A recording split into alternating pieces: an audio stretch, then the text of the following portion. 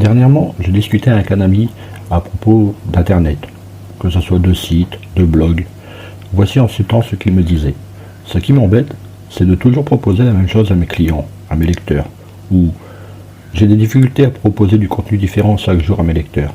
Il est vrai que son travail est plutôt récurrent. Il ne bosse pas à l'usine, mais c'est tout comme. Que l'on soit lundi ou mardi, en février ou en été, en 2022 ou en 2024, il fait toujours la même chose. Vous allez me dire, on fait tous la même chose. C'est vrai, mais pour la plupart d'entre nous, il y a des variations, alors que lui, non. Et cela dérangeait mon ami. C'est alors que j'ai décidé d'entrer avec lui dans une librairie qui nous faisait face, pour acheter le journal de Mickey. Marketing, études de marché, référencement, podcast, réseaux sociaux, monétisation. Le monde de l'entreprise n'est pas un long fleuve tranquille.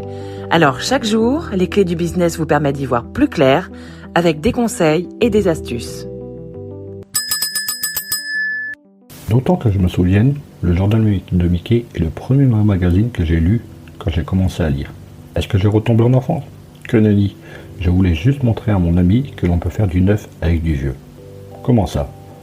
Tout simplement, si le magazine pour enfants a su évoluer avec son temps, une partie des histoires qu'on peut y retrouver actuellement, je les ai déjà lues il y a quelques années. Car, pendant combien de temps un abonné reste abonné au journal de Mickey?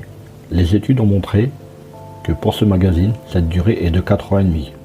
Et donc, si tous les 5 ans on retrouve les mêmes histoires, ce n'est pas grave, puisque ce ne sont pas les mêmes lecteurs qui les liront. Une tactique donc on peut facilement réutiliser avec Internet. Non pas en réécrivant les mêmes articles ou en repostant déjà ceux écrits, même si on peut le faire, mais en les proposant sous notre forme.